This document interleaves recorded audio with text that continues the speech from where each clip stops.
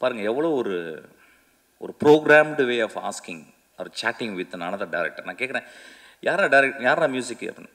அப்போ சொன்னால் யாருமே மியூசிக் இல்லை சார். எனக்கு பயங்கர கோவம் வந்துருச்சு. பெரிய மயிர் மாதிரி பேசுகிறேன். நான் முறைச்சேன்.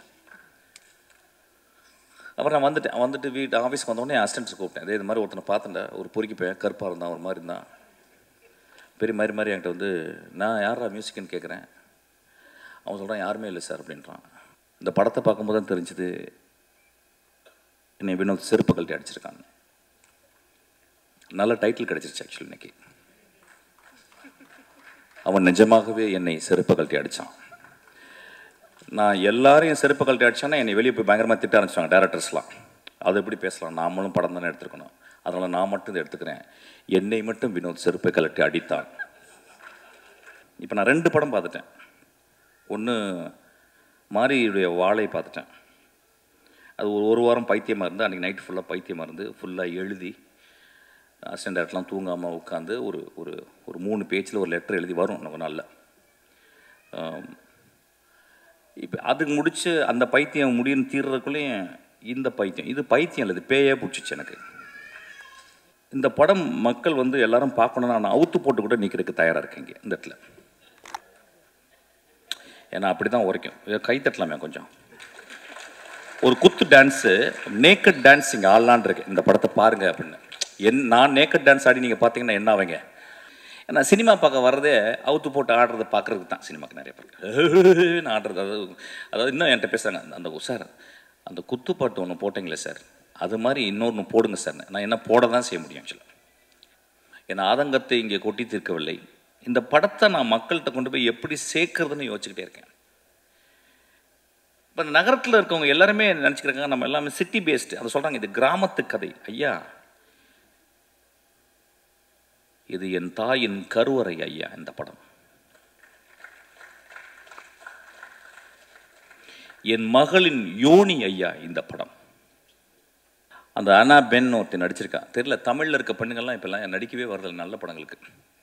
சார் எனக்கு 2 பாட்டு இருக்கா, 3 டான்ஸ் இருக்கா, தௌபா தௌபா தௌபான்னு அப்படின்னு ஏதாவது டான்ஸ் ஸ்டெப்பு ஹூக் ஸ்டெப்பு வைக்கிறதுக்கு இருக்கான்னு பார்ப்பாங்க. அப்போ தமிழில் பொம்பளைங்களே கிடையாது. அப்போ இங்கேருந்து போயிட்டு பஸ் ஏறி போயிட்டு ஆனபெல்னு ஒரு சிறுக்கியை பிடிச்சிட்டு வந்திருக்கான். ஆக்சுவலாக ஒரு பேய் அரக்கி. அவன் சூரிய ஒரு இடத்துல மூத்திரம் அடிச்சிருக்கான். நடிக்கவே முடியுது, அந்த மாதிரி வாழ்ந்திருக்கான். அதுக்கு வினோத் அந்த கேமராவை பக்கத்தில் எட்டு போகிறான். அப்படியே அவன் மூத்திரம் அடிக்கிறதுக்கு போய் பக்கத்தில் போயிட்டு நான் பயந்துட்டேன், கீழே கேமரா டில் டவுன் பண்ணிட போகிறான்னு பார்க்க ஆசையும் வருது, டில் டவுன் பண்ணி பார்க்கலாம் அப்படின்னு சொல்லிட்டு. ஒரு சிகரெட் வந்து ஒரு சிகரெட் பாக்கெட் எவ்வளோப்பா சிகரெட் பாக்கெட் இன்னைக்கு கிங்ஸு தெரியாது, நீ அடிக்க மாட்டியா, நீ மனுஷனே கிடையாது. யார் எவ்வளோங்க, எவ்வளோ ஒரு சிகரெட் பாக்கெட்டு? 200 ருபீஸுங்க. ஒரு குவார்ட்டரு வந்து அது 150 ரூபாலேருந்து 200 ரூபா. அது ஒரு வருஷம் போச்சு. இதுக்கெல்லாம் செலவு பண்ணுறோம்ல. சாமிக்கு போய் நம்ம அவ்வளோ செலவு பண்ணுறோம், அவ்வளோ உண்டியல் காசு போடுறோம், அவ்வளோ டொனேஷன் கொடுக்குறோம்ல. வினோத் தான் என் சாமி. அவன் எடுத்தது தான் வந்து கடவுள். தயவு செய்து போய் பாருங்கள். இந்த நூற்றாண்டின் மிகப்பெரிய எழுத்தாளர் என்று சொல்லப்படுகிற காப்ரியல் கார்சியா மார்கோஸனுடைய ஒரு கதை, அவருடைய கலெக்டட் ஸ்டோரிஸ்லேயே மிகச்சிறந்த கதை. இந்த உலகத்தின் மிகச்சிறந்த கதையில் ஒரு 10 கதையில் அதையும் சொல்கிறாங்க. அதுக்கு பேர் ஆங்கிலத்தில் வந்து டியூஸ்டே சீஸ்டா. அதாவது ஒரு செவ்வாய்க்கிழமையினுடைய மதிய தூக்கம் அப்படின்ற கதை வந்து ஒரு தாயும் அவருடைய குட்டி குழந்தை, ஒரு 6 வயசு 7 வயசு குழந்தை ஒரு ஊருக்கு போகிறாங்க. அந்த ஊரில் போயிட்டு ஒரு சர்ச்சில்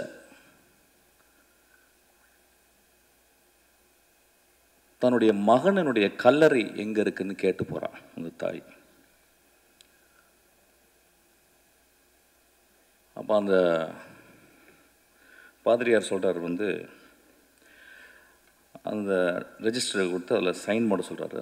அந்த தாய் சைன் போடுறான். அப்போ அவர் கேட்குறாரு, ஏமா இப்படியாப்பட்ட ஒரு பிள்ளையை பெற்ற அப்படின்றாரு. அப்போ அது ஒரு சின்ன ஃப்ளாஷாக காப்ரியல் கார்சியா எழுதுறார். அந்த மனிதன் அந்த அந்த மகன் அந்த ஊருக்கு வந்திருக்கான். ஒரு நாள் இரவு ஒரு கதவை உடைக்கிறான். அந்த வீட்டுக்குள்ள ஒரு பெண் தனியாக இருக்கிறாள். அவளுக்கு தெரிஞ்சிருச்சு யாரோ ஒரு திருடன் வந்து கதவை உடைக்கிறான்னு. நல்ல மழை வேற. அந்த பெண் ஒரு துப்பாக்கி எடுக்கிறான். அந்த துப்பாக்கி எப்படின்னா வந்து ஒரு 100 வருடங்கள், ஒரு 50 வருடங்கள் யூஸ் பண்ணாத ஒரு துப்பாக்கி. யாரோ தாத்தாவோ யாரோ உள்ள வச்சுருக்காங்க. அது மட்டும் தெரியுது. சின்ன வயசுலேருந்து பார்த்துருக்கேன். அந்த துப்பாக்கி தொட்டதே கிடையாது. துப்பாக்கி கண்டா பயங்கர பயம். வேறு வழி இல்லாமல் உள்ளே வந்தவன் ஒரு வேளை கொன்னுறான், திருடிட்டு ஒரு வேளை கொன்னுட்டானா என்ன பண்ணுறது அப்படின்னு ஒரு பயத்தில், அவன் யாருன்னு தெரியல, அவன் துப்பாக்கி எடுத்துகிட்டு போய் அந்த கதவுக்கு நேராக நிற்கிறான். கை உதறது. சார் யாரும் பேசாதீங்க சார் ப்ளீஸ். கை உதறது. அவள் அந்த கதவை உடைச்சிட்டு வந்தால் எவ்வளோ உயரத்தில் வருவான் எவ்வளோ அப்படின்ற மாதிரி அவன் வயிற்றை நோக்கி அந்த துப்பாக்கியை அப்படியே காட்டிக்கிட்டே இருக்கான். கை உதறது. அப்போ காபல் கார்சியா எழுதுறாரு, அந்த கை உதறலுக்கு காரணம் பயம், 28 வருடங்கள் தனிமை அப்படின்னு எழுதுறாரு.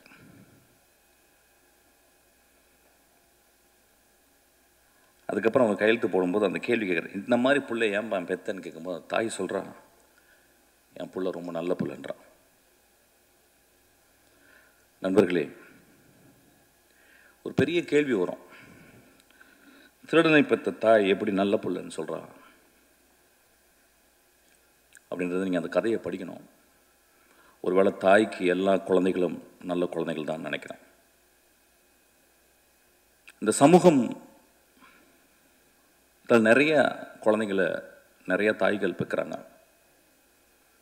எல்லா தாய்களுக்கும் தன் மகன் அல்லது அந்த ஆண் நல்லவனாகவே இருக்கிறான். கை உதறலுக்கு காரணம் தன்னை கொலை செய்துவிட போகிறான் ஒருவன் அப்படின்ற பயம். அதுக்கப்புறம் 28 வருட தனிமை அப்படின்றார். அது ஏன் அந்த இடத்துல எழுதுனான்னு தெரியல. அந்த மாதிரி ஒரு தனிமையான பெண் தான் இந்த கொட்டுக்காளி. ஆக்சுவலாக கீழே வந்து ஒரு சப்டைட்டில் போட்டிருக்காங்க, ரொம்ப எனக்கு உடன்பாடே இல்லை. an adamant girl. Instead of that they would have put an adamant society அப்படின்னு போட்டிருக்குன்னு நினைக்கிறேன். இந்த சென்னையில் வந்து கிட்டத்தட்ட வந்து ஒரு 95 விழுக்காடு 96 விழுக்காடு வந்து இங்கே இருக்கவங்க எல்லாருமே கிராமத்துலேருந்து வந்தவங்க, என்ன உள்பட. இங்கே வந்து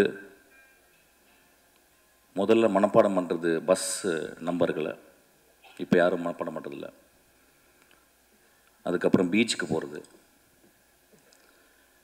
அதுக்கப்புறம் இந்த நகரத்தினுடைய உடைகள், அது பர்டிகுலராக ஜீன்ஸு, ஷூ போடுறதுக்கு வந்து கால் பழகணும், ஏன்னா கால் விரல்கள் விரிச்சுக்கிட்டு இருக்கும். இதெல்லாம் சேர்ந்து ஒரு 10 வருடத்தில் நாம் வாழ்ந்த பிறந்த வளர்ந்த இடத்தை விட்டு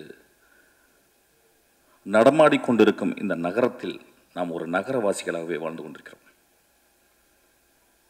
இங்கே வந்தோடனே வேறு ஜாதிகள் மறக்கப்படுகிறது, மதங்கள் மறக்கப்படுகிறது, நம்மளுடைய குற்றங்கள் மறக்கப்படுகிறது, நம்ம நல்லதெல்லாம் மறக்கப்படுகிறது.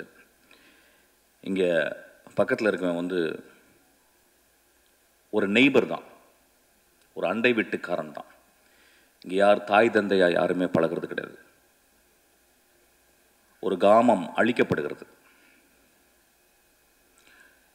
ஏதோ ஒருவன் அந்த கிராமத்திலிருந்து வெளியே வராமையே இருந்து கொண்டு இந்த கிராமத்தின் மூலம் இந்த உலகத்தை பார்க்கும் ஒரு தகுதி படைத்தவனாக, ஒரு மகா கலைஞனாகவே இருக்கிறான். ஏன்னா அவனுக்குள்ளே எப்பயுமே அவனும் ஜீன்ஸ் போட்டு அவனும் ஷூ போட்டாலும் அவன் வந்து என் கிராமத்தில் இருக்க வேல்யூஸ் தான் இந்த உலகம். காப்ரியல் கார்சியா மார்க்கோஸ் சொன்ன அந்த கிராமம்தான் என்னுடைய கிராமமும் இந்த கொட்டுக்காளி வளர்ந்த கிராமமும் நம்புகிறான். அந்த கிராமத்தை விட்டு அவன் கடைசி வரைக்கும் வெளியே வரதே இல்லை. ஏன்னா அவனுக்கு அது ஒரு பெரிய முழுமையாக தெரியுது. அப்படி முழுமையாக தெரிந்த தமிழ் ஆளுமையில் பாரத ராஜாக்கு அப்புறம் நான் வினோத்தை சொல்லுவேன்.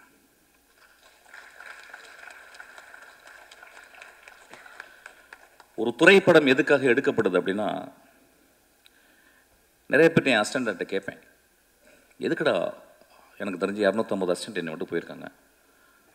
ஒரு வருஷத்துக்கு கிட்டத்தட்ட ஒரு 3000 அசிஸ்டன்ட் டைரக்டருக்காக வர்றவங்களை நான் சந்திக்கிறேன்.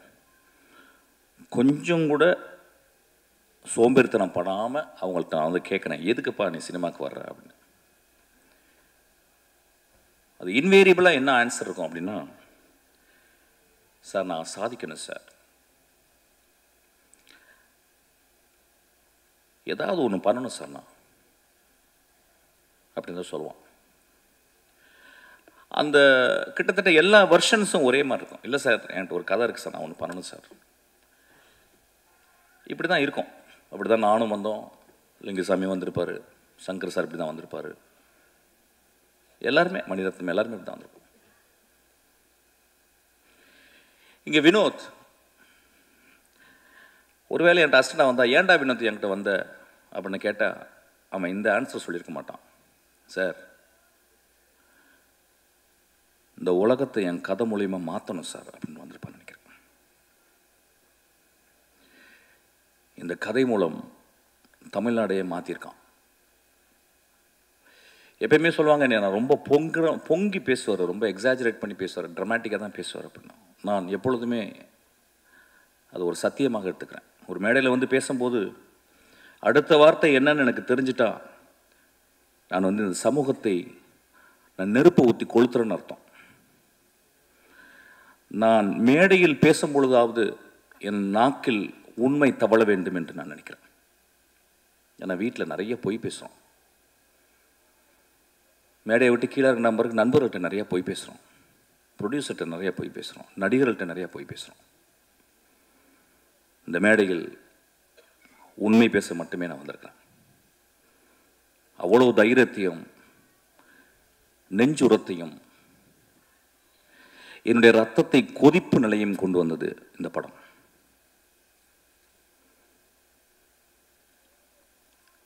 இந்த படம் வந்து நிறைய படம் வரும்போதெல்லாம் நான் நிறைய பேசியிருக்கேன். ஃபார் எக்ஸாம்பிள் வழக்கு எண்ணை வந்து பேசும்போது இதே மேடையில் நான் வந்து ரொம்ப பயங்கரமாக பேசினேன்.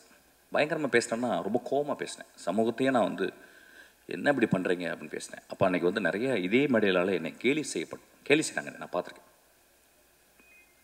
ஏன்னா ஒரு பாலசக்திவேல் எப்படியாப்பட்ட டேரக்டர்னு எனக்கு தெரியும், நிறைய பேருக்கு லிங்குசாமிக்கு தெரியும். ஒரு 3 படத்தை எடுத்துகிட்டு அந்த படம் ரிலீஸ் ஆகலன்னு உட்காந்துருக்கான் ஒரு கலைஞன், மகா கலைஞன்.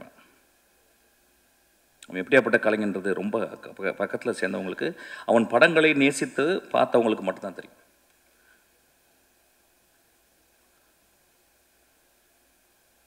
இந்த படத்தில் இது எதுக்கு கொட்டுக்காளின்னு வச்சான்னு தெரியல, எனக்கு நிறைய மீனிங் என்னமோ போகுது. நான் ஒரு ரொம்ப நாளைக்கு முந்தி சிவகார்த்திகேயனுடைய படத்தில் ஒரு பூஜை அன்னைக்கு ஒரு நாள் ஒரு சாப்பாடு சாப்பிட்டு இருக்கும்போது பக்கத்தில் ஒருத்தன் வெள்ளை சட்டை வெள்ளை பேண்ட் போட்டு ஒரு கிராமத்தில் இருந்த ஒரு பையன் மாதிரி உட்காந்துருந்தான். அறிமுகப்பட்டான், யாரா நீ தம்பி அப்படின்னா. சார் நான் தான் சார் வினோத். அப்படின்னா யார்ப்பா? இல்லை சார் நான் வந்து கூழாங்கல். அப்படி ஆமாம் ஏதோ பேசிக்கிட்டு இருக்காங்க நான் சொல்லுவேன். சரி என்னப்பா அந்த படம் ரிலீஸ் ஆகுதா இல்லையா? இல்லை சார் ஆயிரும் சார். ஓ அப்படியா, சரி என்ன படம் எடுக்கிற, அடுத்து என்ன படம் போகிறேன்? இல்லை சார் நான் ஆரம்பிச்சிட்டேன் சார். நான் சொல்கிறேன் கொஞ்சம் மெதுவாக எடுப்பான்னு வாயை எடுக்கிறேன், கொஞ்சம் மெதுவாக. இல்லை சார் நான் படம் ஆரம்பிச்சிட்டேன் நான். அப்படியே யாருப்பா மியூசிக்கு? பாருங்கள் எவ்வளோ ஒரு ப்ரோக்ராம்டு வே ஆஃப் ஆஸ்கிங் ஒரு சேட்டிங் வித் another டேரக்டர். நான் கேட்குறேன் யாரா மியூசிக்கு அப்படின்னு. அப்போ சொன்னால் யாருமே மியூசிக் இல்லை சார். எனக்கு பயங்கர கோவம் வந்துருச்சு. பெரிய மயிர் மாதிரி பேசுகிறேன் நான் முறைச்சேன். அப்புறம் நான் வந்துட்டு வீட்டு ஆஃபீஸ்க்கு வந்தோடனே என் அசிஸ்டன்ட்ஸ் கூப்பிட்டேன். இதே இது மாதிரி ஒருத்தனை பார்த்துட்டேன், ஒரு பொறுக்கி பையன், கருப்பாக இருந்தான், ஒரு மாதிரி இருந்தான், பெரிய மாதிரி என்கிட்ட வந்து நான் யாரா மியூசிக்குன்னு கேட்குறேன். அவன் சொல்கிறான் யாருமே இல்லை சார் அப்படின்றான். அப்படிலாம் எடுத்துடாதீங்கடா அப்படின்னு நான் ஏதோ நல்லது சொல்கிற மாதிரி என் அசிஸ்டன்ட்ஸ்க்கு சொன்னேன். இந்த படத்தை பார்க்கும்போது தான் தெரிஞ்சுது என்னை வினோத் செருப்பு கழட்டி அடிச்சிருக்காங்க. நல்ல டைட்டில் கிடச்சிருச்சு ஆக்சுவலி இன்னைக்கு. அவன் நிஜமாகவே என்னை செருப்பு கழட்டி அடித்தான். நான் எல்லாரையும் செருப்பு கழட்டி அடித்தான்னா என்னை வெளியே போய் பயங்கரமாக திட்ட ஆரம்பிச்சாங்க டேரக்டர்ஸ்லாம். அது எப்படி பேசலாம், நாமளும் படம் தானே எடுத்துருக்கணும். அதனால் நான் மட்டும் இதை எடுத்துக்கிறேன். என்னை மட்டும் வினோத் செருப்பை கலட்டி அடித்தான். இந்த விழாவுக்கு வரும்போது நான் காலையில் பேசினேன். ஏன்னா இப்போ நான் 2 படம் பார்த்துட்டேன். ஒன்று மாரியுடைய வாழை பார்த்துட்டேன். அது ஒரு வாரம் பைத்தியமாக இருந்து, அன்றைக்கி நைட்டு ஃபுல்லாக பைத்தியமாக இருந்து ஃபுல்லாக எழுதி அசிஸ்டன்ட் டேரக்டர்லாம் தூங்காமல் உட்காந்து ஒரு ஒரு 3 பேஜில் ஒரு லெட்டர் எழுதி வரும் நம்ம நாளில். இப்போ அதுக்கு முடித்து அந்த பைத்தியம் முடியும்னு தீர்றதுக்குள்ளேயும் இந்த பைத்தியம், இது பைத்தியம் இல்லை, இது பேயே பிடிச்சிச்சு எனக்கு.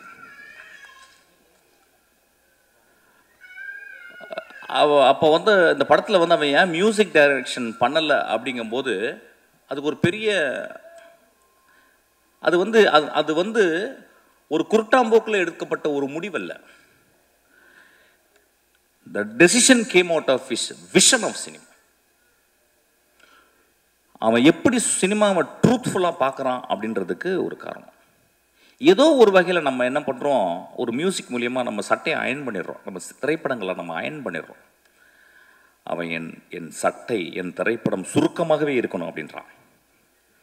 என் பாட்டியினுடைய அந்த இடுப்பை சுற்றி இப்படி உள்ள சொருவா பார்த்தீங்களா, அது வெளியே எடுத்தால் எவ்வளோ சுருக்கம் இருக்கும் அந்த அந்த முந்தானையில், அந்த அளவுக்கு சுருக்கத்தை அவன் பார்க்குறான், அவ்வளோ ட்ரூத்து பார்க்குறான்.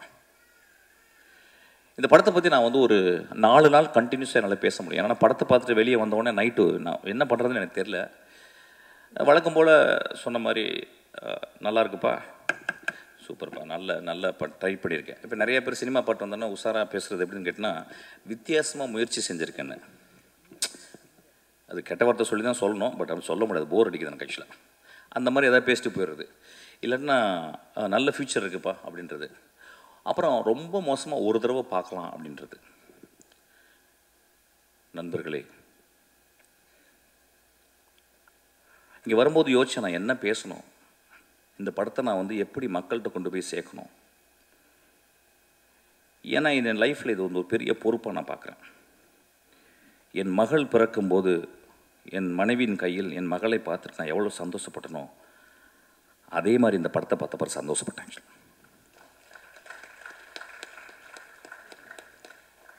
இந்த படத்தை பற்றி மக்கள்கிட்ட கொண்டு போய் சேர்க்குறதுக்கு என்னென்னா, நிறைய பல்ட்டி குட்டிக்காரனெல்லாம் அடித்தாச்சு. யூஸ்வலாக நான் நிறைய பேசியிருக்கேன். இந்த படம் மக்கள் வந்து எல்லாரும் பார்க்கணுன்னா நான் அவுத்து போட்டு கூட நிற்கிறதுக்கு தயாராக இருக்கேங்க இந்த இடத்துல. ஏன்னா அப்படி தான் உரைக்கும். கை தட்டலாமே கொஞ்சம். ஒரு குத்து டான்ஸு, நேக்கட் டான்ஸ் இங்கே ஆடலான் இருக்கு, இந்த படத்தை பாருங்கள் அப்படின்னு. நான் நேக்கட் டான்ஸ் ஆடி நீங்கள் பார்த்தீங்கன்னா என்ன ஆவீங்க, அதை எக்ஸ்ட்ரா போஸ்ட் பண்ணி நீங்கள் அப்போ அந்த படத்தை போய் பாருங்கன்னு சொல்லலாம். இந்த கொடுமை எப்படின்னு கேட்டிங்கன்னா, இந்த தமிழ் சமூகத்தில் வந்து அது இந்திய சமூகத்தில் வந்து ஒரு நல்ல படத்தை பார்க்குறக்கு, நல்ல படம்னா எப்படின்னா ரொம்ப ஃபிலாசபிக்கலான கொஸ்டின் அது. ஆமாம், நான் 2 நிமிஷம்லாம் பேசலாமா, 1 மணி தான் பேசுகிறேன் தயவுசெய்து. இடக்கு முடுக்க அதை பேசினா பிரச்சனை ஆயிரும் உனக்கு. ஓகே, நல்ல படம் அப்படின்னாவே நம்ம நண்பர்கள், நம்ம ரசிகர்கள், நம்ம ரொம்ப நேசத்துக்குரிய நம்மளுடைய ரசிகர்கள் என்ன சொல்லிடுறாங்க வந்து, ஓகே புரிஞ்சிடுச்சு, அதாவது வந்து பாலாசக்திவேலு, மிஷ்கின், ராமு, வெற்றிமாறன் இவங்களாம் நல்ல படம் சொல்லிட்டா கொஞ்சம் பார்த்தே போவோம் அப்படின்ற மாதிரி கொஞ்சம் யோசிச்சு போவோம். ஏன்னா சினிமா பார்க்க வர்றதே அவுத்து போட்டு ஆடுறதை பார்க்குறதுக்கு தான். சினிமாவுக்கு நிறைய பேருக்கு ஆடுறது, அதாவது இன்னும் என்கிட்ட பேசுகிறாங்க, அந்த சார் அந்த குத்துப்பாட்டு ஒன்று போட்டிங்களே சார், அது மாதிரி இன்னொன்று போடுங்க சார். நான் என்ன போட தான் செய்ய முடியும் ஆக்சுவலாக.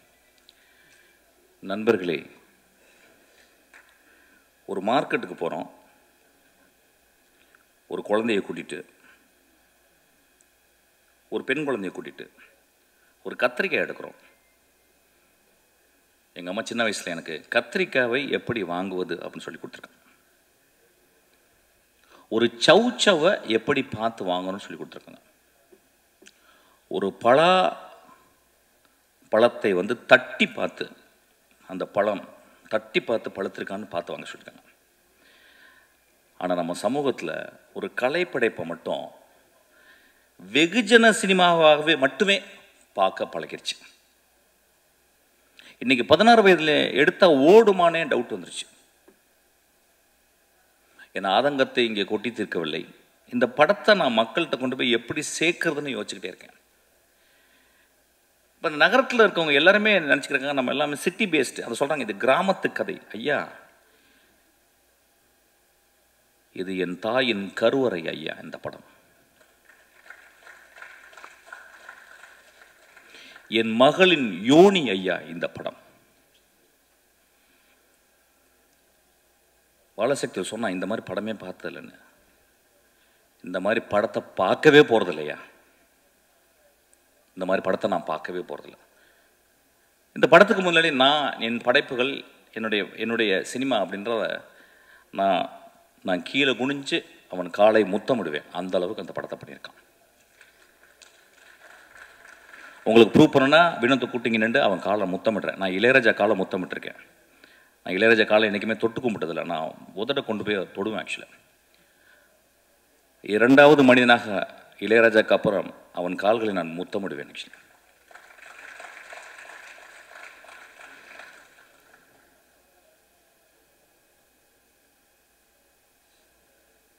ஒரு படத்தை பார்க்கும்போது அடுத்த சீன் என்ன, அடுத்த சீன் என்ன, அடுத்த சீன் என்ன, அடுத்த சீன் என்னன்னு சொல்லிட்டு நாங்கள்லாம் எழுதும்போது ரொம்ப கேர்ஃபுல்லாக. நான் இப்போ கூட வரும்போது என் தம்பிகிட்ட பேசிக்கினேன். ஒரு படம் நல்ல கதையாக இருக்கணும், என்டர்டெய்னிங்காக இருக்கணும், இப்போ 3வது தேவைப்படுது எக்ஸைட்டிங்காக இருக்கணும்னு சொல்லிட்டு. இந்த 3மே இந்த படத்தில் இருக்குது. என்ன ஒன்று, நீங்கள் பார்க்குறது உங்கள் பார்வையை வேறு மாதிரி வச்சு பார்க்கணும். எனக்கு தெரிஞ்சு இந்த ரீசெண்ட் டேஸில் இந்த கதைகளில் நான் இப்போ 2 கதைகள் நான் இந்த 10 வருடத்தில் திரைக்கதையில் படித்தது எக்ஸ்ட்ராடனரி ஸ்டோரிஸ்ன்னு சொல்லுவேன். ஒன்று 3 பில்பர்ட்ஸு, இன்னொன்று கெட் அவுட், ஜோர்டான் பீல்டு. அதுக்கப்புறம் இந்த கதையை சொல்லுவேன். ஏன்னா அது 3மே எப்படின்னா, ஒன்று பிளாக் ஹாரர், இன்னும் ஒரு பெண்ணினுடைய தவிப்பு, தன் மகளை பறி கொடுத்துட்டு ஒரு பெண்ணினுடைய தவிப்பு. இந்த படத்தில் ஒரு குடும்பம் ஒரு பெண்ணை வச்சுக்கிட்டு தவிக்கிறாங்க. அவ்வளவு சிறந்த மனிதர்கள் அந்த குடும்பத்தில் இருக்கவங்க. அந்த குடும்பம் பார்க்கும்போது, படம் பார்க்கும்போது அவங்க கெட்டவங்க மாதிரி தெரியும். எனக்கு ரொம்ப அந்த பெண்ணை விட அந்த குடும்பம் ரொம்ப நல்லதாக தெரிஞ்சுது. வினோத் இந்த கேரக்டருக்கு வேற யாராவது பண்ணியிருந்தா நல்லா இருக்காதோ, நடிச்சிருவாங்களோங்கிறதுக்காக தன்னுடைய அக்காவையும் தன்னுடைய பெரியம்மா பொண்ணு தங்கச்சிகள்லாம் நடிக்க வச்சிருக்கான். இந்த படத்தில் 2 காட்சிகள் நான் சொல்லுவேன். பாலாஜி பாதி கதை சொல்லிட்டேன். ஆக்சுவலாக நான் சொல்ல மாட்டேன். உன்னை அதுக்கு அடிக்கணும். டே பாலாஜி, பாதி கதையை சொல்லிட்டேன். நீ ஆக்சுவலாக நான் சொல்ல மாட்டேன். இந்த படத்தில் ஒரு சேவல் நடிச்சிருக்கு. அதான் முதல்ல பார்த்துருப்பீங்க. சேவல் நடிச்சிருக்குன்னு சொல்கிறத விட அந்த சேவலை அவன் கேப்சர் பண்ணியிருக்கான். முதல் ஷாட்டாக நீங்கள் போட்டிருக்கான், நீங்கள் பார்க்கணும். ஆக்சுவலாக இந்த படம் சினிமாவை எப்படி பார்ப்பது, நாம் என்ன சினிமா பார்த்துக்கிட்டு இருக்கோம், அதாவது மொமெண்ட்ஸ்ன்னு சொல்லுவாங்க. சினிமாவில் மொமெண்ட்ஸ்ன்னு சொல்லுவாங்க. எனக்கு தெரிஞ்சு இந்த 27 வருடத்தில் 2 மொமெண்ட் தான் நான் கிரியேட் பண்ணியிருக்கேன். ஒரு மொமெண்ட் வெட்டி போட்டவன் இடத்துல ஒரு கிழவி பூ போடுறான். 2வது மொமெண்ட் தன் மகள் இறந்து போன பிறகு அப்பாவினுடைய சிகரெட்டை குடிக்கக்கூடாதுன்னு கஷ்டப்படுறான். இந்த 2 மொமெண்ட்டு 27 வருஷத்தில் இந்த படத்தில் 60 சீனுமே 60 மொமெண்ட்டாக பண்ணியிருக்கான். இந்த படத்தில் இயற்கையை அவன் யூஸ் பண்ணது, மனிதர்களுக்கு முன்னால் இயற்கையை அவன் யூஸ் பண்ணது. ஒருவேளை நான் பேசுறது போர் அடித்தாலும் அடிக்கலாம், பட் பரவாயில்ல, ஏதாவது பேசுகிறேன். ஏன்னா கொஞ்ச நேரம் பேசுறதுக்கு கேட்கறதுக்கு போயிடுச்சு. மச்சான் நெக்ஸ்ட் சீன் என்னன்னு போயிடுது. ஆக்சுவலாக நண்பர்களே,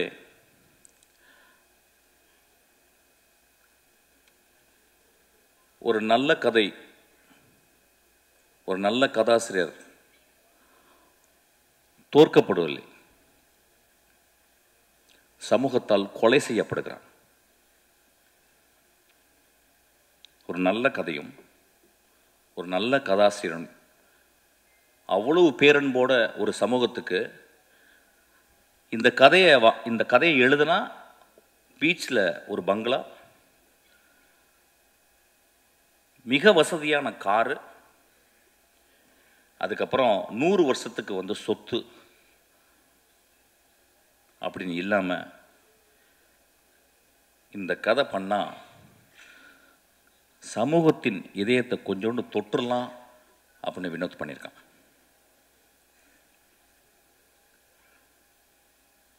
இந்த படத்தை வந்து பத்திரிக்கைக்காரங்க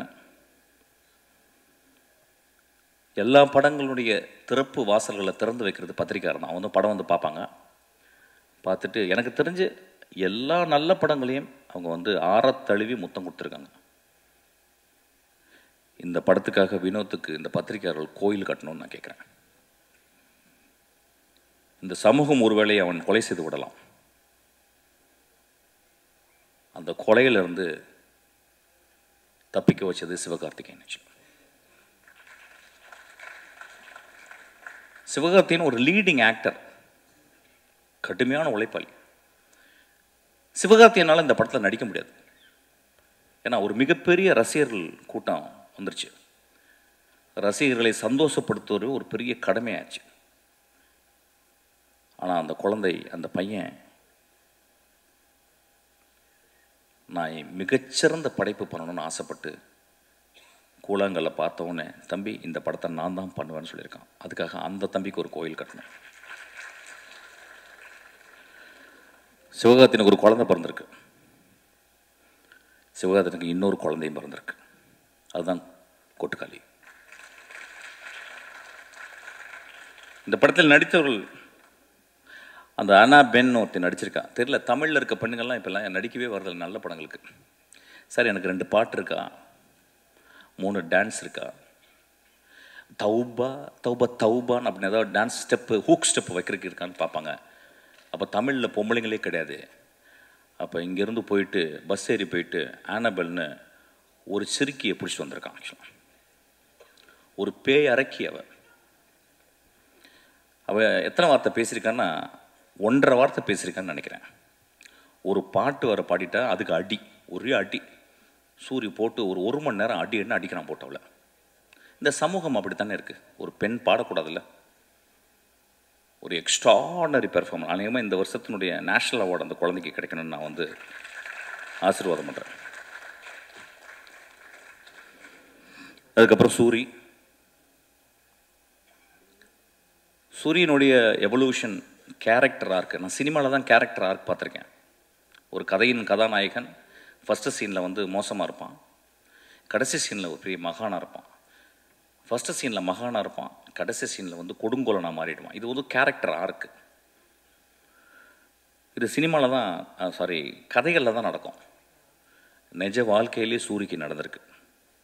ஒரு கமெடியனாக உருவாகி இன்னைக்கு ஒரு உலகம் போற்றும் ஒரு நடிகனாக மாறியிருக்கான். நான் அன்றைக்கி நைட்டு இரவு உட்காந்து பேசினேன். என்னடா மகனே நீ இப்படி, எங்கடா உனக்கு ஏதாவது அருள்கிருள் வந்துருச்சா, இல்லை காதில் ஏதாவது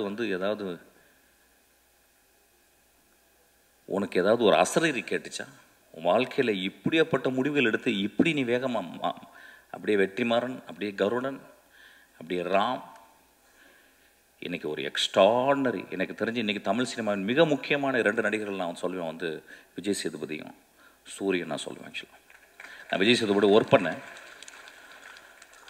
67 நாட்கள் ஒர்க் பண்ணேன். ஒரு நாள் கூட எங்கள் 2 பேருக்கு ஒரு சின்ன உராய்வு கூட ஏற்படல.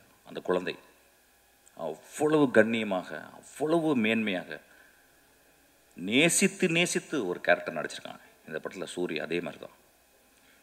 எனக்கு தெரிஞ்சு இந்த படத்தில் சூரிய தவிர வேறு யாராவது நினச்சி கூட பார்க்க முடியாது. சூரிய ஒரு இடத்துல மூத்திரம் நடிச்சிருக்கான், நடிக்கவே முடியாது. இந்த மாதிரி வாழ்ந்திருக்கான். அதுக்கு வினோத் அந்த கேமராவை பக்கத்தில் எட்டு போகிறான். அப்படியே அவன் மூத்திரம் அடிக்கிறதுக்கு போய் பக்கத்தில் போயிட்டு நான் பயந்துட்டேன், கீழே கேமரா டில் டவுன் பண்ணிட போகிறான்னு பார்க்க ஆசையும் வருது, டில் டவுன் பண்ணி பார்க்கலாம் அப்படின்னு சொல்லிட்டு. ஆனால் அப்படியே மேலே வச்சு அதுக்கப்புறம் சூரிய திரும்பி பார்க்குறான். மனிதர்களே என்ன பெர்ஃபார்மன்ஸு, என்ன எவ்வளவு நம்பிக்கை அந்த கேமரா மேலே. மொதல் சீனை வந்து அவன் கிட்டத்தட்ட ஒரு 4 நிமிஷம் கேமரா எட்டு போயிட்டு ஒரு அம்மா குளிச்சுட்டு அதை தலையில் தண்ணியை தொளிச்சுட்டு தன் மகள் இப்படி பண்ணிட்டாலே, மகள் இப்படி பண்ணிட்டேன்னு அவள் கோயிலுக்கு போகிறத வந்து ஒரு extreme long shot. I think இந்தியாவில் ஒரு லாங்கஸ்ட் ஷாட்டாக கூட இருக்குன்னு நினைக்கிறேன். அங்கே எடுக்கும் போதே அவன் அதோடைய கான்ஃபிடென்ட்டை சொல்கிறான். நான் என்ன மாதிரி படம் பண்ண போகிறேன், என்ன மாதிரி படத்தை நீங்கள் பார்க்க போகிறேங்கன்றது அவன் பிச் பண்ணுறான். இந்த படத்தை பற்றி இன்னொரு தருணத்தில் நிறைய பேசலாம். ஏன்னா இங்கே வந்து மொத்தமே 4 டேரக்டர்ஸ் தான் வந்திருக்கோம். நான் வந்து ரொம்ப நேரம் டைம் எடுத்துக்கூடாது, நான் நிறையா பேசுவேன், என்னால் பேச முடியும். So Suri has given an extraordinary, அதாவது இந்த படத்துக்கு அப்புறம் சூரியை நம்ம எப்படி பார்க்கலாம்னா, ஒரு இந்தியாவின் ஒரு மிகச்சிறந்த ஆக்டரை நம்ம பார்க்கலாம். அது ஏன் சொல்கிறேன்னா, அந்த அளவுக்கு அந்த கேரக்டர் அவன் மண்ணிலிருந்து அந்த வெறுங்காலிலிருந்து நான் பார்த்தேன். சூரிய செருப்பு போட்டுக்கான, செருப்பு போடாமல் அவன் அப்படியே அதுக்குள்ளே ஒரு அதான் சொன்னாங்க, ஏதோ அந்த டீட்டெயில் வந்து கால் அதை வந்து சூரிய சொன்னதான் நல்லது, சூரிய சொன்னதான் தான் அது நல்லாயிருக்கும். ஆக்சுவலி எப்படி அதை நடித்தான் அந்த குரலுக்காக. நான் அந்த கழுத்தில் இது பண்ணிட்டு பார்க்கும்போது நான் ஒரு இடத்துல ஒத்து பார்த்தேன், இந்த இடத்துல கழுத்து நரம்பு வந்து புடைக்குது. ஸோ நடிக்கலை அந்த இடத்துல. He took so much of sincere and truthfulness to exhibit something extraordinary. கேள்விப்பட்டேன் வந்து கூழாங்கல் பார்த்த உடனே சூரி விரட்டி போயிருக்கான். ராம் என்கிட்ட சொன்னான், இந்த படத்தை பற்றி நான் நிறைய சொல்ல முடியும், ஆனால் I'm not very sure how far I can talk. ஒரு மிகப்பெரிய அனுபவம். இந்த படம் வந்து ஒவ்வொரு குடும்பமும் போய் பாருங்கள். அதாவது மோசமான படங்களை சில படங்களை நம்ம பார்க்குறோம், மோசமான காட்சிகளை நம்ம குழந்தைகளை கொண்டு போய் காட்டுறோம், மோசமான படங்களை இந்த இளைஞர்கள் போய் பார்க்குறாங்க. அதெல்லாம் பார்க்கலாம், தப்பு கிடையாது. அது வந்து ஒரு ஆர்ட், வந்து போர்னோகிராஃபியும் ஒரு ஆர்ட் தான், அது யாரால் எடுக்கப்படுறதுன்ற பொறுத்து. ஆனால் இந்த படம் இந்த தமிழ் சமுதாயத்தை, எனக்கு தெரிஞ்சு இதை விட ஒரு பொலிட்டிக்கலான படம் தமிழில் வந்திருக்கான்னு எனக்கு தெரியல. இதை விட ஒரு பொலிட்டிக்கலான படம், அந்த ஏரியா நான் பேச வேணான்னு யோசிக்கிறேன். ஏன்னா இங்கே பொலிட்டிக்கல் படன்றது வந்து வேறு வேறு கருத்துக்களோடு உலாவுது. ஆனால் ரொம்ப அமைதியாக ஒரு பொலிட்டிக்கல் படத்தை, மோஸ்ட் பவர்ஃபுல் பொலிட்டிக்கல் ஃபிலிமை வினோத் அசால்ட்டாக எடுத்திருக்கான்.